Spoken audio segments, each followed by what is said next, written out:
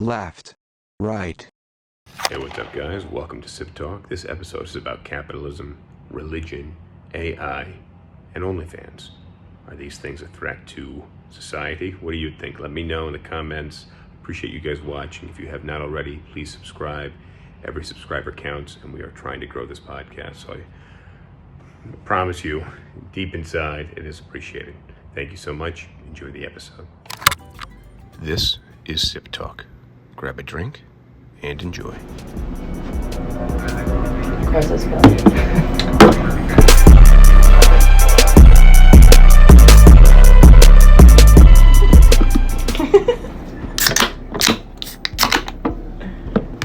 Cheers. Cheers. Cheers.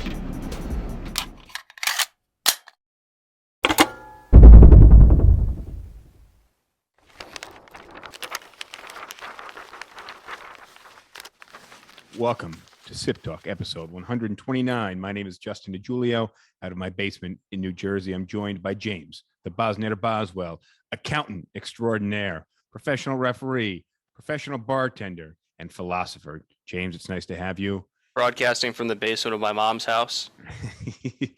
Actually, you're in your new place in South Carolina, and it's no longer sunny, which is really unfortunate. I was enjoying this little extra sun that you'd have after the sun went down here. I'm told I look better in the dark.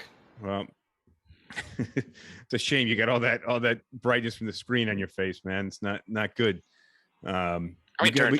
We got to get you like a nice ring light, and then you can face it a little away from you. It'll be a good look, I think. Yeah, I could. I mean, there's enough wall space above my computer that I could mount a light of some sort. Because right now I've got a desk lamp that's pointed at the wall for like ambient light. Very nice. Very nice. I think that's really important. If you guys are listening to us, you're not seeing us, you're really missing out because we put a lot of effort. James got a lamp facing the wall. And I've got a second monitor that, like, depending on what colors I have on it, is changing the lighting. All right. So let's get into it. We're, we talked a little bit about safety last time. I did a little poll, and some questions on Instagram, but I want to ask you this first. And if you haven't, you're probably missing out. Have you heard about this crate challenge? Just today. Have you seen any of it? No. So what gets me about this is people. So many people are doing this thing right now, and I don't know where they're getting the fucking crates. Like, I haven't seen these crates since I was a kid, but this is some dangerous shit. Like, people are falling. I'm like, oh, he cracked some fucking ribs. Like, that shit's. So this is like you've just got like a stack of crates, and the goal is to like climb up and then back down them. Exactly. But the crates are like unstable and move. And they move, and then people fuck with them, and they kick them out. I mean, it's a. Well, I mean, yeah, that's if you're the one who's not partaking in the challenge, then you just need to like roll a bowling ball at them. Which is, everybody's getting fucked up. I haven't seen anybody do it yet.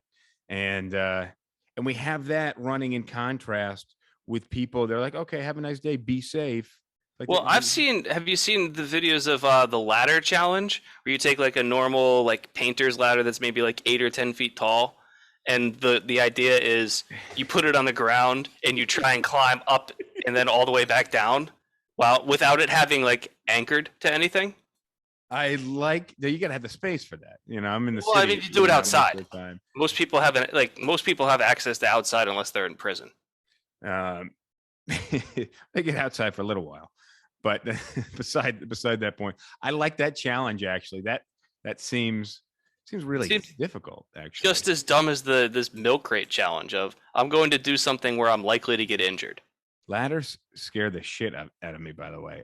I have to like clean the gutters and do all the shit on the roof, and I'm always, the ground's not level, and I'm just always fucking terrified. I'm gonna fall off. Ladders kill a lot of people every year. Ladders or the fall, or then the ladder falls on them, and the ladder is the culprit. I think it's more just ladder adjacent. Interesting. I would not be surprised. It's not. I've had some issues where I slipped a little bit, and you're reaching. I just think of the National Lampoon's Christmas Vacation, where he's putting up the lights, and he staples his shirt onto the house. All right. Each year in the United States, more than 500,000 people are treated and about 300 people die from ladder-related injuries. What are shark deaths?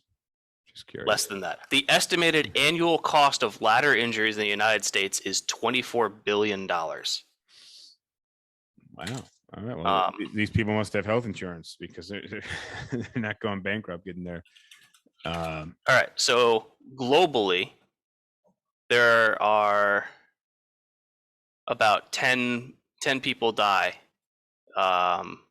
every year from shark attacks. Yeah. So we have our priorities mixed up, which is why we were talking about safety the other day. Then I started seeing all these crate challenges on Instagram and TikTok. And I'm just like, this is fucking dumb. Like, how can you like be afraid to touch doorknobs, but then you're gonna go fucking run up this thing of crates and break your fucking back. Or break your Rosh neck says there's lots of innocent ladders in prison. until proven guilty. All right, so let me ask you. I'm gonna pour this nice Lion rum out of St. Michael's, Maryland. Not the rum capital of the world, but damn good rum. And I see you chugging something on the screen there. What are you chugging? The same beer I always drink. All right. But now I'm moving on to red wine. I think I always like to compliment a nice watery light beer with some red wine. But I got this Sailor's Reserve, and it's a nice drink, so I'm going to enjoy that. All right, so I sent you some of these polls I threw out there. I looked at them. And all right, let me.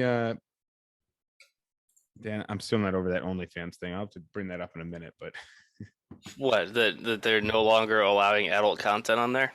Well, I mean, I've never been to OnlyFans. I don't really know anything about it. It's a paid porn site, so I don't know much about it. But I just think if you're paying for porn, but either way, a lot of people are making content. That's how I know about it. Now, what happened is they as of a certain date, like December 1st, they haven't cut it off entirely, right? They've set a date to. Yeah, it'll be in like the next month or two, I think, maybe a little longer. I'm not really sure. And they want to go public, so they don't want to have this content on their website if they're. Well, it's also so. I read this. So, Visa and MasterCard and the other credit card providers, they don't want to have their cards associated with potentially illicit activities. And for a site like OnlyFans, it's really hard for them to make sure that everyone that's on the site is above the age of 18. So it's possible that like people that are paying for subscriptions to some content provider's account, if that content provider is below 18, then not only is the website in a lot of problems, but so are the card providers potentially. So it could be that they're getting pressure from Visa and MasterCard and Amex and Discover and whoever else saying, hey, if you guys can't provide us certainty that everything that's happening on your site is legal, then we're not going to allow payments to your site anymore. And then the site would only be able to accept things through like Bitcoin. Or PayPal. That would be a kind of a circumvention of. PayPal would probably go the exact same way. Well, ultimately, yeah. Maybe not initially, but very quickly thereafter. And so it could be that if you know this, you read this. It's not. We don't know for sure. I'm just saying that that's a theory that's out there that to me seems plausible. So we got a comment through Facebook from John Mendiola. He must be a very big fan of OnlyFans, but he said October 1st they ban it, and it has a lot to do with investors and hedge funds not being able to invest in porn.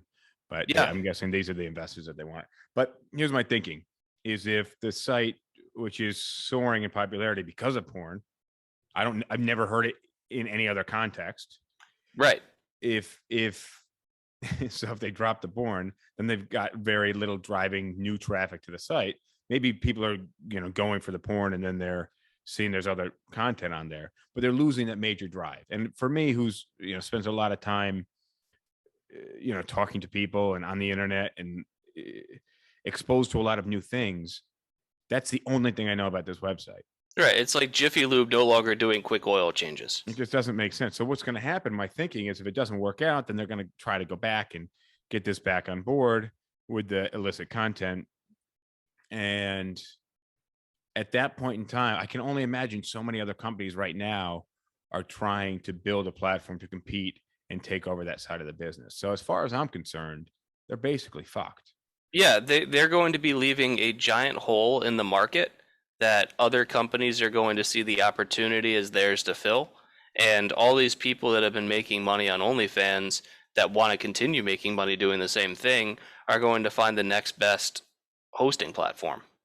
Yeah, I mean, we have as a podcast, SipTalk, we're in development of website and some other platforms. We were looking at Patreon, which is like a paid, you get special content through there, but it's paid. But I don't think they do any illicit content, but they're known for being a type of paid subscription platform. Yeah. But if you're getting rid of only, all I can think is they made this decision. There's no going back. I don't think they're going to be around in 2 years. Well, we got 5 weeks to establish our OnlyFans accounts. I'll work hard on that. I'll start shooting here in the basement. All right. So let me pull up these questions because I thought these were pretty kind of. The answers were kind of telling about how people answer things. If that makes any sense. Nope. No. There's some conflicting data that came through. All right, hang on. All right, let me go back through these questions here. And while you're doing that, so John Mendiola says it's used by celebrities as well for like non-porn exclusive content. So you could have like a stand-up comedian releasing like OnlyFans only exclusive content for like a stand-up bit or jokes or something like that. So, and there's probably some people that like post like artisanal videos of like, here's how I made this, or like tutorials on how to do skilled things. But I'm going to just say that's probably less than 10% of their market. I would imagine so. But also, celebrities are mostly on Patreon. They're they don't want to be associated with, unless that's what OnlyFans is trying to take over. But they already have this tarnished name. I don't think it's tarnished. It's a porn website. It is what it is. But yeah, there's nothing wrong with it. There's nothing wrong with that. But if they're trying to get into the pristine waters, they're already carrying around a lot of sludge. And this doesn't work as a business model. I think anybody.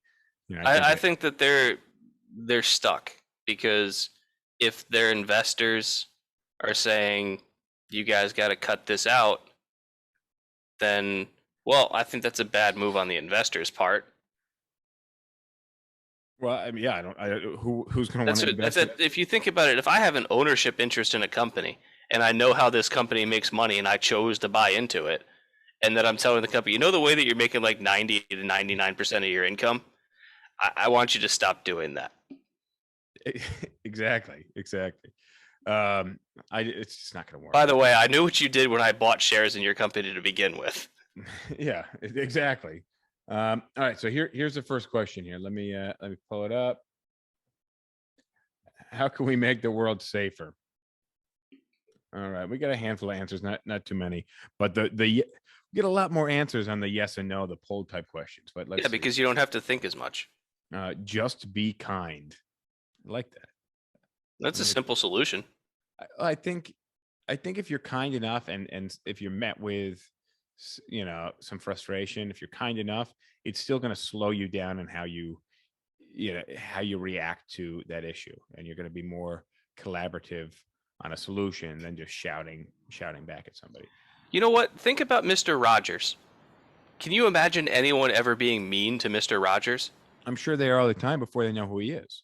But the way that and then as soon as they realize who he is and the way he responds to them, they're like, wow, I feel like the world's biggest asshole now. Yeah, because he's known for being kind. So if you just make that your kind of main mode, then you're going to have less issues. Next is behave responsibly, which I'm gonna change that around and say take responsibility for your actions. And that doesn't necessarily make the world safer. That just means that there's consequences for unsafe actions. Well, all right. Yes, but I think responsibility is a big one. And I think a lot of people aren't, taking responsibility for things that they otherwise should be. So, this, I wasn't sure if I was going to bring this up, but I'm not going to shout out the person. But today, the I had just stepped out and was ordering lunch. So, and then I was going to stop at the bank. So I was going to be gone for a solid 25 minutes, half hour, but I had just ordered lunch. So I wasn't about to bounce on this lunch order. And I get a couple of text messages saying the internet's down in the office. So now I go into like panic mode. I'm like, how can I get out of this restaurant? I'm obviously going to skip the bank. I don't just want to bounce. I paid for the food. I could tell them, I'll be back. But then I'm going to have to deal with it. I may not be back for now. Who the fuck knows what's going to go on? Either way, I find out the internet's down. I go into like firefighter mode. All right. Like the alarm's going, you get dressed, you figure the best route there. I'm in the middle of figuring the best route there. And I'm like, you know what? Let me text a couple of people in the office. So I text a couple of people like, yeah, it's working for one person, but it's not working for a couple of other people. I messaged one of the people who's been working with me for a long time, somebody that you would assume would step up and help take care of the issue in my absence. And I said, are you aware of some internet issues? And he said, yes. I was in front of Tori and it went off. I went to get lunch. I said, are you aware of the internet issues? He said, yes. I was in front of Tori and it went off. I went to get lunch. So he's like, so as the issue happens, he just bounces. So that's when it comes to responsibility, behave responsibly is, what she's saying. The answer would be, okay, let's troubleshoot the internet problem rather than just abandon everybody in the office. Take some responsibility, even though you didn't cause it. But being a responsible person would be to solve issues, especially when it affects 27 people around you. At least take a whack at it for like 10 minutes. Or at least 2 minutes, but don't just be like, yeah, I had an issue. I found out about it and went to lunch. Like, that's infuriating for me because I wasn't there. But a better answer for me to have heard was, yeah, I heard something was going on. That I would have been cool with that. I heard something was going on, but not, yeah, I found out something happened as it happened and I immediately left. Come on. At least lie better. I mean, the thing, like, that's some of the most frustrating shit as a business owner. Now I no longer own the business. So I'm still trying to grow the business. That's my role, is helping to grow the business. But I don't have that vested interest where if shit fails, it all falls on my shoulders. There's other people to go to now. But when you are that sole person, and which is how it's been, and this is somebody that's been with me for a while, so we're all in it together, and you just get that answer from somebody, you're like, why do I ever help you then? You have an issue. Why do I bother taking time out of my day to help you with your issues? And this is an issue that affects everybody, and you just bounced. Oh man, there must have been smoke coming out of my ears today. All right, let me hit a couple more of these because some of these are kind of lousy, but I'll try to hit the best ones. Being able to have a conversation with people instead of straight to disagreement, which a lot of people, their minds are made up before they get into conversation. Here's another good one is meditation. Would that make the world a better place? I mean, if nobody's going out doing anything, sure. No, but I think it's good to have some time where you have to think and you're forcing your brain into a controlled activity. I'm not a big meditator, but it is nice to just slow down and think. And if you can employ that in other areas of life outside of dedicated meditation time, those are skills that would be pretty beneficial for you. It's easier to meditate when the internet's down. I read that somewhere. I think it was on Twitter. Less media coverage, or even just equally positive coverage to negative coverage. Now, that's unrealistic. It is unrealistic. Wouldn't be good for ratings, but yeah, I'm really, I have not listened to the news much at all this year, and I'm so tuned out of just the opinion based and the story based. I don't need a story. I just want the facts as it is. I don't need to, and they start talking about Biden's responsibility in Afghanistan and Trump's responsibility in Afghanistan and whether it was caused by Trump or what happened. And I just want to know what's going on. I want to know what's going on. I want to know what we might be doing. I want to know what other countries might be doing, but I don't want to have a discussion about responsibility. I don't want to turn it into a story. I don't want to point blame. I just want the facts. And I can figure that out.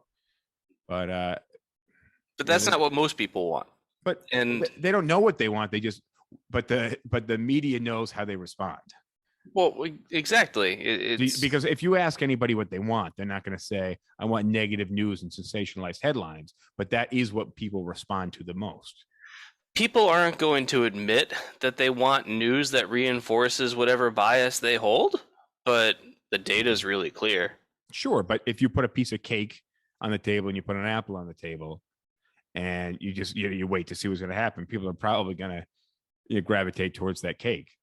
That's how it goes. Now, if you ask them what they wanted, they'd be like, would you rather a giant piece of cake or a nice crispy apple? They're gonna say, well, I'd be inclined for the cake, but I know the better choice is the apple. And if we let people make decisions like that, but we don't let people make decisions.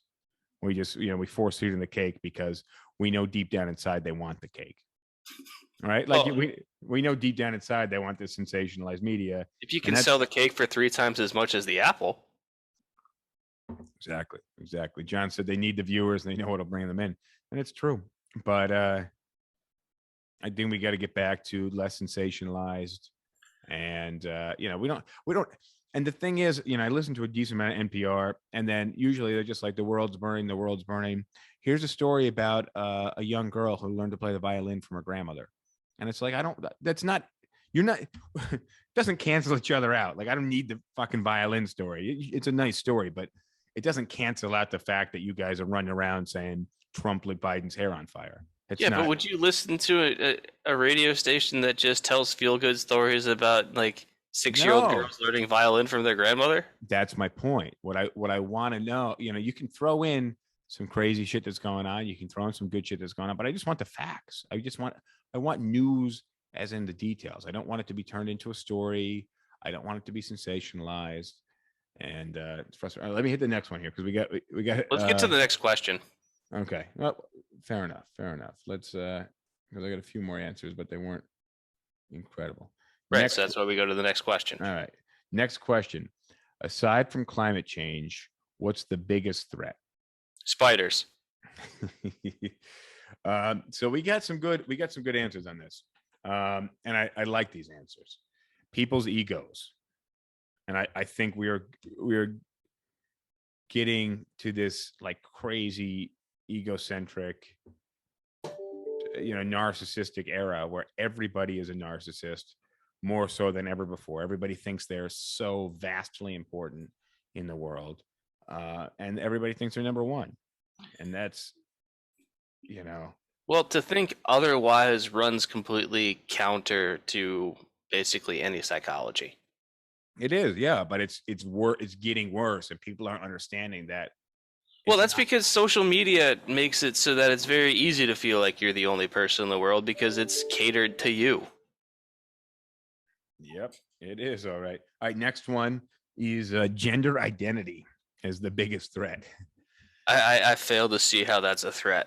I think it's been I will say the sensationalization of gender identity. Well, sure, but who's it harming? But yeah, exactly. Who it is harming is children who you wouldn't give a tattoo, but you let them lop off their dick and give them hormone therapy. I think that's a little, you can't have a tattoo until you're 18, but you can have hormone therapy. To me, we're eliminating your puberty and well, there's actually a really interesting medical debate about that one, because the thing is, if you give people hormone therapy before they've gone through puberty, then transitioning from one gender to the other is a lot easier because there aren't the permanent effects of the hormones that you got, of like basically the wrong sex's hormones during puberty. You didn't have to go through that. And so it's a much easier transition because you don't have like work to undo, so to speak. Sure, but the issue is that we're giving a 7-year-old the decision to change the rest of their life. It's not 7-year-olds. Well, in some cases it is. I think it's a little older than that. And I think it's a really interesting debate because there's, on one side of the argument, there's the argument that it's kind of a medical necessity to do it earlier because it eliminates future problems. But on your side of the argument, it's your brain isn't fully formed yet. So how do we identify that this is a true problem and not just some kind of child fascination with an idea? And Well, that I'm sharing the side of the argument that I'm familiar with. I'm totally down to engage in a debate and listen to and speculate on a debate, because I think that would be better for me to help form my opinion, because I don't know well, that much about it. so I think the best practice here is any of the doctors that are involved in this are pretty much universal in saying that it's better to go through the hormone therapy before you hit puberty than to wait. But do we know And I doctors to be generally would trust medical professionals on this one because they know way more about it than I do. but do we know doctors to typically say, you know what, we shouldn't prescribe anything and we shouldn't do the procedure? Well, that's the flip side of the argument, is you say, well, there's a profit motive here on their part.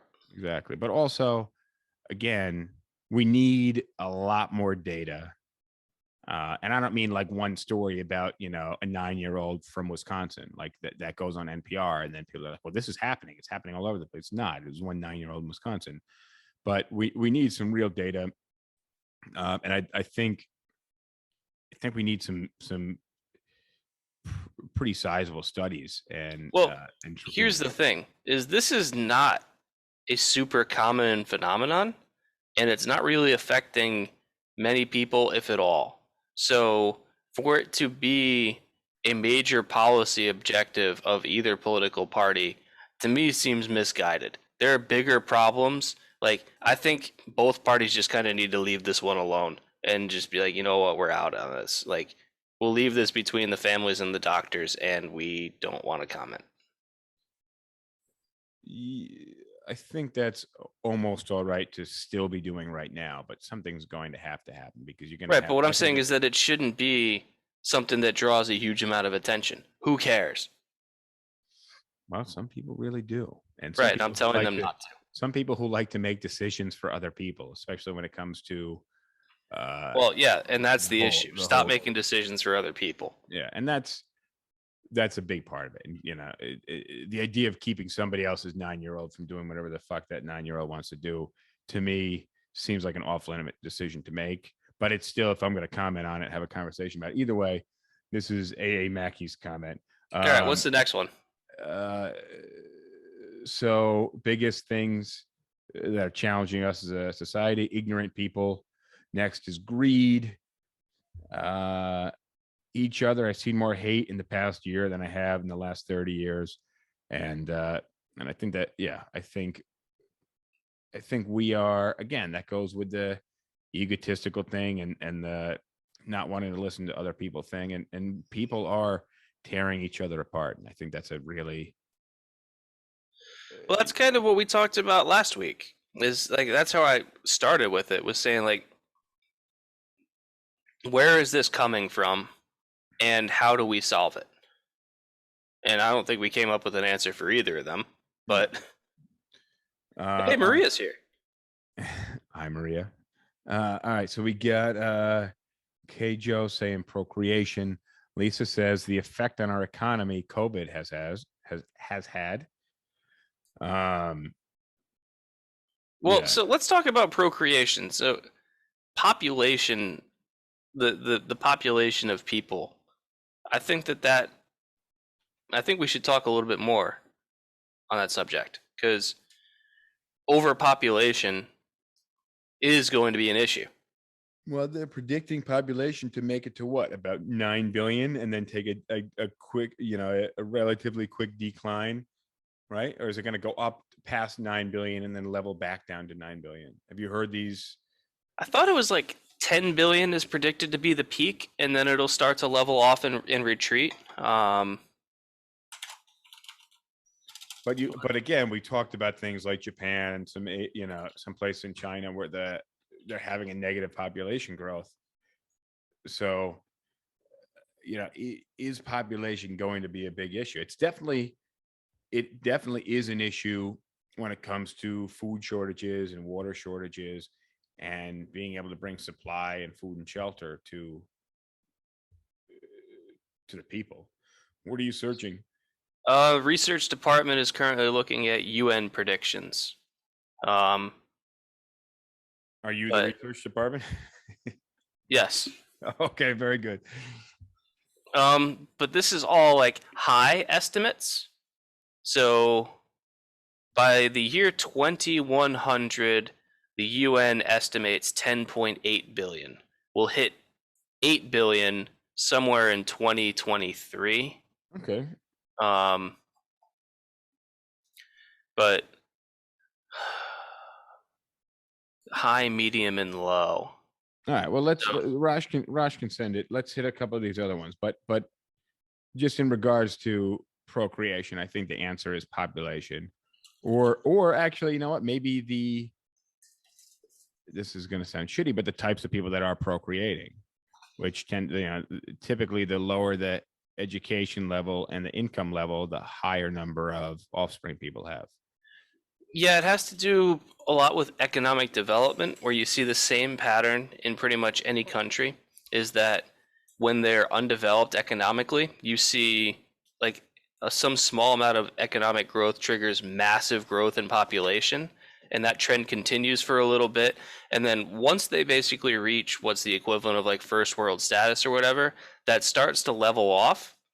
And like you see this in Western Europe and the United States, especially Japan, but you kind of reach an equilibrium population in a country based on its economics.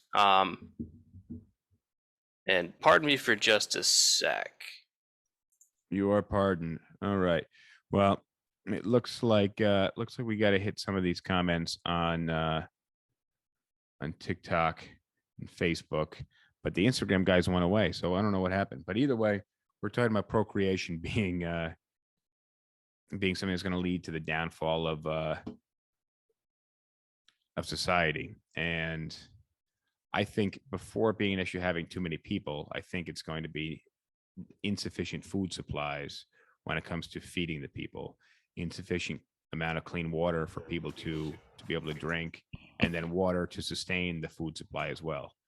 Yeah, there's finite resources for sure. Well, and I think it's going to be, we're going to run out of resources. I don't think we're going to become overpopulated by having a considerably higher number of people that we have. But I think the way that things are going, we're going to eat into the resources. Hey, Debbie, nice to have you. All right, so let me hit the next one. The world power struggle, which, I think with nuclear capabilities and different types of warfare, technological warfare.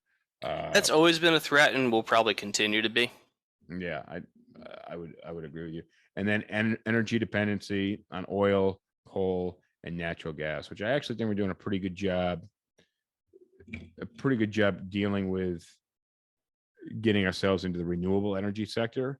But I don't think we're doing it fast enough, which I think we're doing it pretty quick now, but it might be a little too late on some of these things. So then we're not, we gotta tighten that curve up a little bit. Yeah. All right. So here's where we got some poll data. We got a lot of responses here. Which causes more wars, religion or capitalism? So, Well, I'll tell you what the results were. can I guess? You can. I'm going to guess that it was 60-40 in favor of capitalism. Yeah, so 62% said more wars were caused by religion. Oh, so I got the 60-40 right, but I guess Yeah, wrong roughly. on the side wins. Well, religion being the cause of more wars. Right, yeah, I would have... I misinterpreted what you said. I thought you were saying capitalism wins because it causes fewer wars. No. Oh, so you were in opposite. You're an opposite wrong. And I think historically, especially, although capitalism disguised as religion in some cases, I would imagine as well. So I think historically, religion would win. In the last 100 years, capitalism would win. And what wars are we calling capitalism? Because World War II, not a capitalist war, definitely a religious. It wasn't religious. War. Well, it's an idealistic war about race. Yeah. Yeah, sort of. Great aspects of it were. Oh, well, yeah, for sure. But I think it was the causes of World War II are fascinating, actually, because when Germany lost World War I, the leaders of the country all kind of got together and were like, well, what happened? We were super powerful and we lost. And it was really hard for the country to come to grips with the fact that they lost the war, and the Treaty of Versailles did them no favors. And so you had some people in the political environment trying to find scapegoats for why they lost. So that way it wasn't the weakness of the German people that caused them to lose, but it was outsiders that were part of German society that sabotaged the German war effort. And as soon as they came up with this idea of, well, it must have been the Jews in the Navy or something like that, they're like, of course it was the Jews. And so that's where it all kind of started. But I don't think that, I think you could make the argument that it was a capitalist war in that Germany was looking to expand its borders and have control over basically all of Europe so that the German people could capitalize on all the resources in Europe. So it was ideological in that Hitler wanted to have a master race, but there's also capitalists. There's capitalistic tendencies in this. Let me ask you a question. If we, what if the U.S., rather than trying to set up democracy in Afghanistan, just kind of went over there originally and was like, all right, guys, we're just taking this for us. You can stay here. You can work with the jobs that we're going to implement. You can run our schools, and you can help us mine for whatever precious minerals there are here, and help us export. There's a decent amount of oil, I think, that comes out of Afghanistan. Or am I wrong? Not really.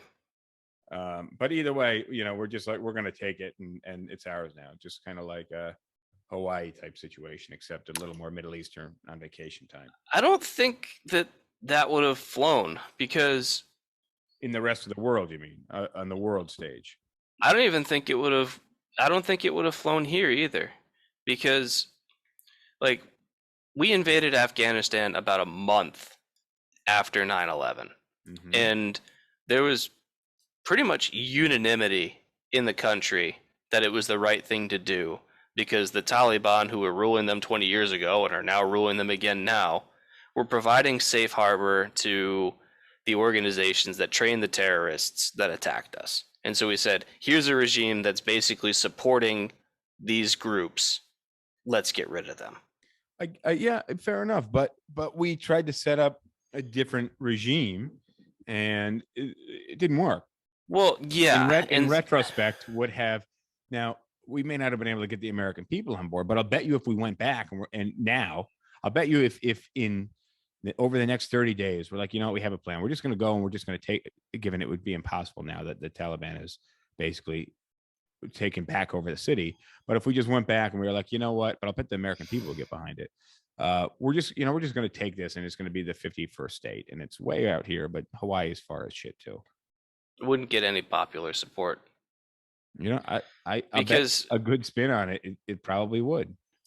In extremely rare circumstances, imperialism is not tolerated in the 21st century. Well, that's exactly. And that's, I think, the biggest. I think on the world stage, it wouldn't work. But I think domestically, we could sell it pretty well to our people. But either way, so look, so we got most people saying wars are caused by religion.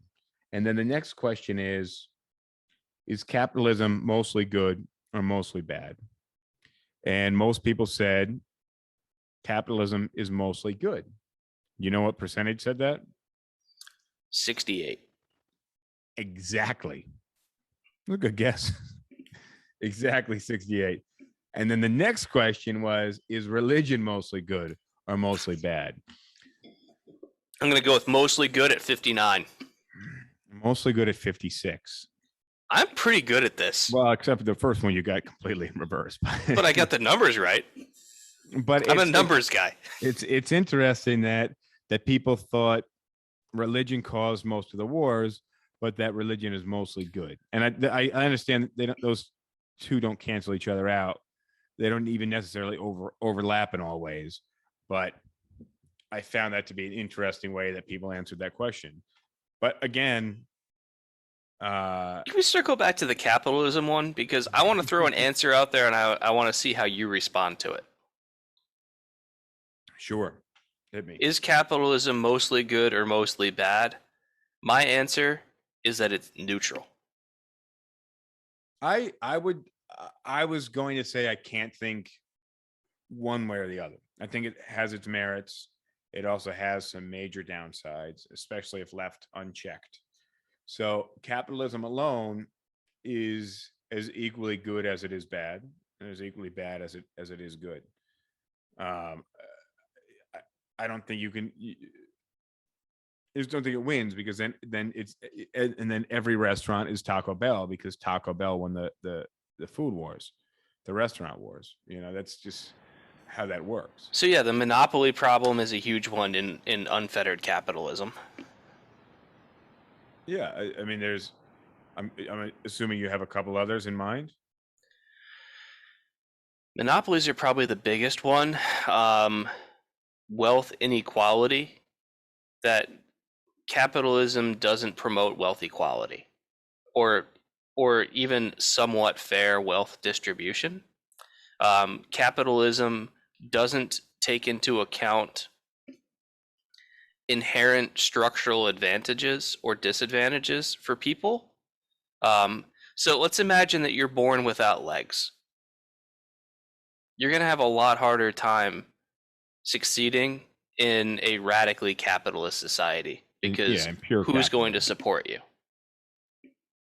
How are you going to be able to compete with somebody that has two legs? Well, it's in no one's interest except your immediate family and friends, and your friends are going to be pretty small if the world doesn't, if you can't even get to school because they're not building ramps, because that's not. How does that profit the school? Yeah, there's no capital enrichment to the school unless unless they're going to then bring in a whole bunch of other kids with disabilities that which they're getting more students that way, but then they're also spending a lot more money on and think about it, like, are you going to be able to run a successful business helping the handicapped? Probably not, because the handicapped don't have any money to pay you. Well, if it's a handicap, like a wheelchair supply store, it is. But I get your point, is that capitalism generally is not taking care of the weak or the people that have difficulty earning, or it's just you have a very slow but then very fast shift in wealth, and there's very limited incentive drag back up that lower portion. Nothing's driving that lower portion. I don't need these people. I got here without them. Why do I need to help them now? In unfettered capitalism, that's what you get, and that's one of its biggest failings. Yeah, and that's why pretty much any capitalist society anywhere in the world has some elements of socialism to it. They might not call them socialism, but by definition they are. And the United States is no different. We've got Medicare and Medicaid. Those are socialist policies. We've got free public school. That's a socialist policy.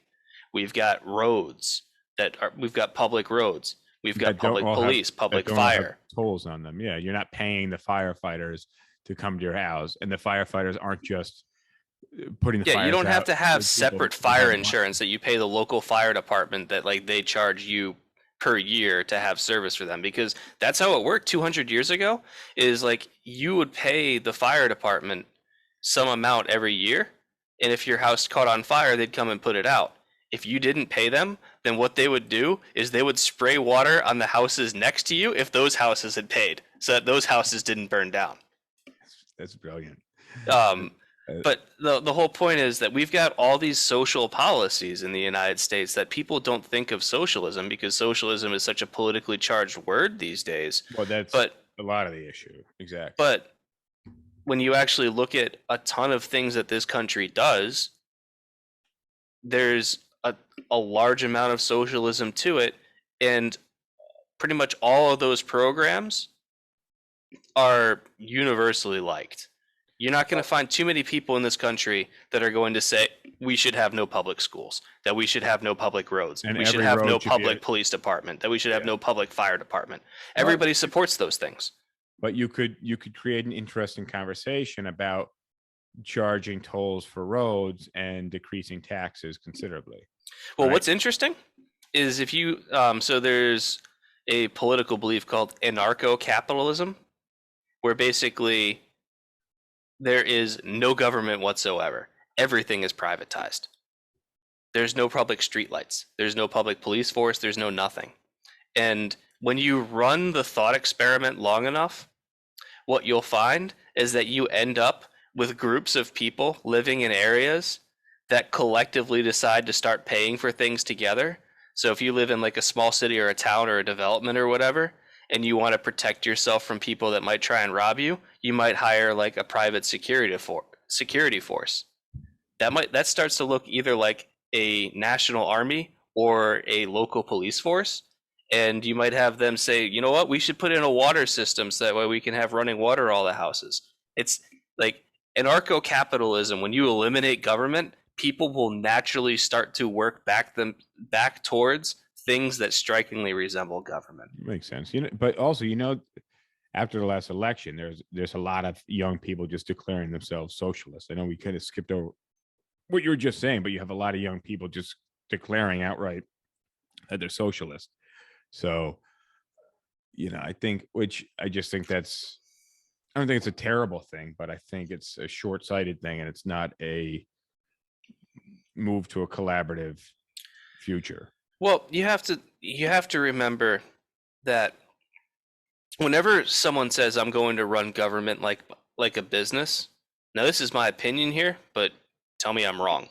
Whenever someone says I'm going to run government like a business, they're missing a huge aspect of the difference between government and business, which is business is designed to make a profit for its shareholders, whereas government is meant to provide a service to its citizens.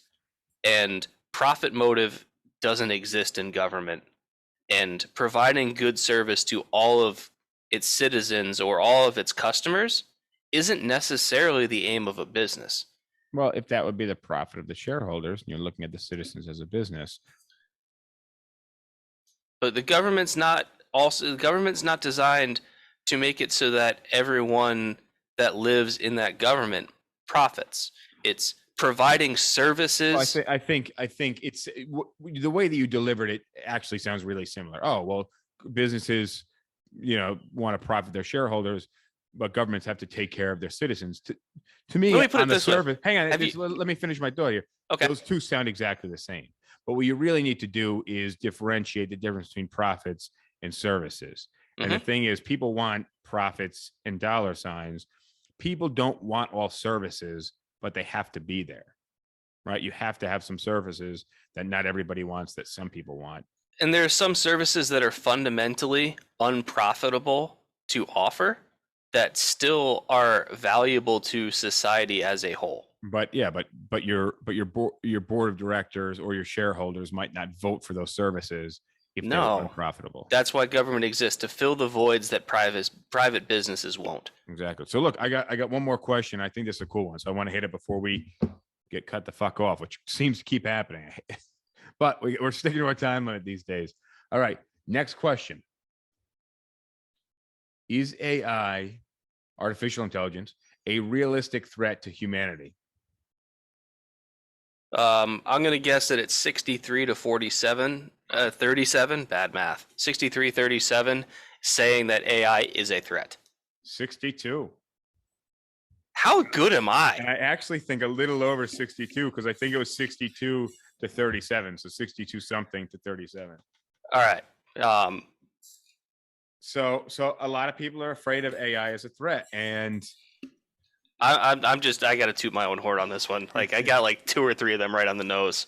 Well, what do you think? Do you think it's a realistic threat, or do you think it's going to help humanity grow? Do you think it's going to help us grow for a little while, and then it's just going to clusterfuck us like what's that thing from the Terminator? Something net. What's that called? Skynet. Skynet. You think Skynet's going to kill us? So the answer, the question is it something that will help us grow, or is it a realistic threat to our existence? And my answer is both. Well, the question is it a realistic threat to our? We know it's going to help us grow, but what I'm saying is, I think most likely it's going to help us grow for a while, and then it's going to create a major threat down the line. I would agree with you. And so I think we look at it as a shorter long-term threat. Like I don't think it's 150 years away. I think we're going to run into some issues in the next 30 years. Well, we talked about this a little bit way back when we were talking about universal basic income, which is as AI gets better, our ability to automate tasks will grow exponentially, and we're going to have progressively less and less of a need for human labor in a lot of sectors. And that's going to lead to certain industries disappearing and other industries shrinking markedly. And you're going to have a whole bunch of people that now no longer have a way of making a living. That's a problem. Well, what do they do? Because I think no matter what, if we look That's the problem, is what do they do? I think no matter what, if you look at the future, there's fewer jobs. Mm-hmm. I don't think there's any way to think about that differently. I think no matter what, the future, there's just going to be less jobs. I agree. So then what do you do? How's that? Is it? Well, that's where the concept of universal basic income comes in, is for these people that no longer can work because like the things that they used to be able to do are now done by robots. Like you have to find a way of being able to give them money so that they can afford to live. Otherwise, like what are they going to do? Well, the question is, what else could they possibly do in the future to make money? I don't know. There's only so much demand for labor. And if you start filling demand for labor with AI and robots instead of humans, then you're going to have a huge supply-demand differential where the supply of labor greatly outweighs the demand for labor. Yeah, I mean, I wish there was something I could think of off the top of my head that would help us get to an answer here, but I can't. There isn't an answer. That's the problem, is that eventually you're going to have AI and robots displacing enough people that you are not going to be able to have full employment or anything remotely close to it, because there just aren't enough jobs available for the people who want to work them. Well, I think when most people think of AI being a threat to the human race, they think more Skynet, where the robots turn against us. That's not going to happen. Well, I think there's a good chance there could be some threats from people doing things using AI to, I was thinking today about I was thinking about all the junk mail that I get. Like people can email bomb you. Like that's not that. Yeah, that's but that's AI, acute. Those are small scale problems. But that's something that somebody could, hack some system, and now it's being malicious rather than working for you. Yeah, but ultimately it's just one system that can basically be excised and shut down. Well, until they get considerably more integrated. And you look at that movie Her. You ever see the movie Her? Nope. So Joaquin Phoenix, I think, is a guy, and I think the voice might be Scarlett Johansson. I'm not sure. But the idea with Her is that he has this kind of companion app, and it's a female voice, and he starts like building a relationship with this female voice, and the female AI evolves and evolves and evolves, and it basically loses touch with reality and can't relate to him anymore. He can't relate to it anymore, and it becomes this singularity. But I think the AI will continue to evolve. I think there's the singularity idea is very, very likely. I don't think in our lifetime there'll ever be a one singularity, but I think there'll be, this makes sense, multiple singularities, multiple, where you have Google versus, Apple versus what else is out there?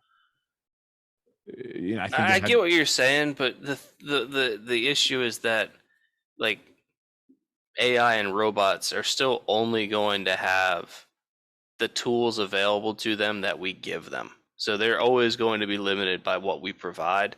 What's our time looking like? I got you. Kelvin Diaz says, "Do Airbnb file properties become a landlord?" That's not something that's going to fill all the that's Oh. not going to employ enough people, and like you have to live. That like the supply of real estate is roughly equal to the demand for real estate. So in order for you to be like renting to somebody, that means that you have to own more than you currently have. So that means that somebody else has to be renting from you. Like it's effectively zero sum. But how are they paying rent unless they're owning properties? Right, exactly. So Getting- that's why I'm saying it's zero sum. Yeah, it's not a complete solution. But what he's saying is people will have to get out of these conventional 9-to-5 paper pusher type jobs, which I get. That it's a Well, good yeah. point. And We're already seeing that. And we're going to be more creative with what type of jobs are going to be available in the future. But still, a lot of the labor jobs and the paper pushing, all this. I mean, just think when you call a company right now, how much time you have to spend on the phone with a bot basically directing you in voice recognition to get to different departments. Well, now that OnlyFans is shut down, that's another major avenue that people don't have available to them. Yeah, that self-employment avenue is definitely stifled in that OnlyFans department. So, sorry, dudes. All right. So look, we got a couple minutes left. Anything you want to add about the safety of the world, overpopulation, artificial intelligence before we leave the airwaves? Only a joke. Go for it. Platform is yours. I was doing a tax return for a client, and their kid had a form from a college, and I saw the college's name, and I was just curious, so I looked it up. And I'm not going to say the name of the college or anything else, but when I Googled the college, the college said such and such university, and it said leader in artificial intelligence, and I said that's a pretty unintentional self-burn. Yeah, Like, it is. yeah, you got a degree from such and such university. That's artificial intelligence. Oh man. All right. On that note, let's wrap. Thank you guys, Sepitz, Anrod, Kelvin. Thank all you guys who join us live. Lauren, Kelsey, Lisa, Hannah, Jen, Wakas, TJ, Michael. I see all you guys in live. Thank you for joining us. We're in the time limit, so we are out. Thank you, James, for joining. Thank you, Raj, for manning the live. See you on Thursday. And thank you, Raj, for feeding us all those comments. And I will see you guys next time. Adios. Cheers. See ya. All right, that's the end of the podcast. Thank you for making it. If you have not already subscribed, let me know what you think in the comments.